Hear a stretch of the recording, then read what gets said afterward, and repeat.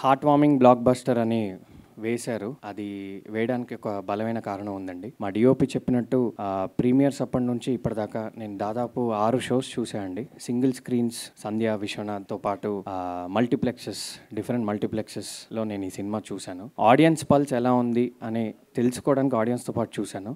Extraordinary response వచ్చిందండి audience నుంచి. చూసిన ప్రతి ప్రేక్షకుడు, అంటే మా డైరెక్టర్ గారు ప్రీ రిలీజ్ ఈవెంట్లో ఒక మాట చెప్పారు, లేదా ఇంటర్వ్యూలో ఎక్కడో ఒక మాట చెప్పారు, ఈ సినిమాకి ప్రేక్షకుడిలా వెళ్ళి ప్రేమికుడిలా బయటకు వస్తారని. ఇవాళ అది జరిగిందండి. చాలామంది చాలా ఎమోషనల్ అయిపోతున్నారు సినిమాలో.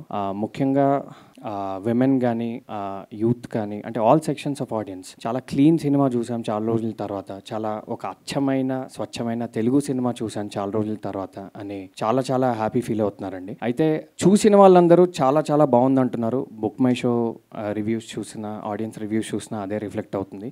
ఇంకా చూడాల్సిన వాళ్ళు చాలా ఉన్నారు. దయచేసి ఈ సినిమా థియేటర్లో చూడండి. మీరు చూస్తే మటుకు తప్పకుండా డిసప్పాయింట్ అవ్వరు. ఈ సినిమాలో ఉండే ప్రతి క్రాఫ్ట్ ఒక ఫినిష్ ఉంటుందండి. ఎన్నో ఏళ్ల కృషి, అంటే టెక్నికల్ ఆస్పెక్ట్స్తో పాటు పర్ఫార్మెన్సెస్ కూడా మనకి కొత్త వాళ్ళు చేసినట్టు ఉండదు ఎక్కడ.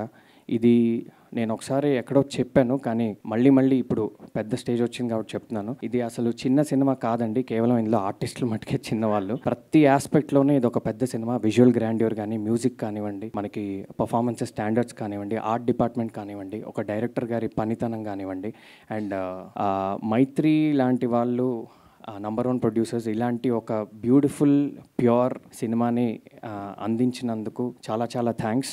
ఒక ప్రేక్షకుడిగా ఇది థ్యాంక్స్ చెప్తున్నాను. ఇది ఈ సినిమాలో ఒక లీడ్లా కాదు.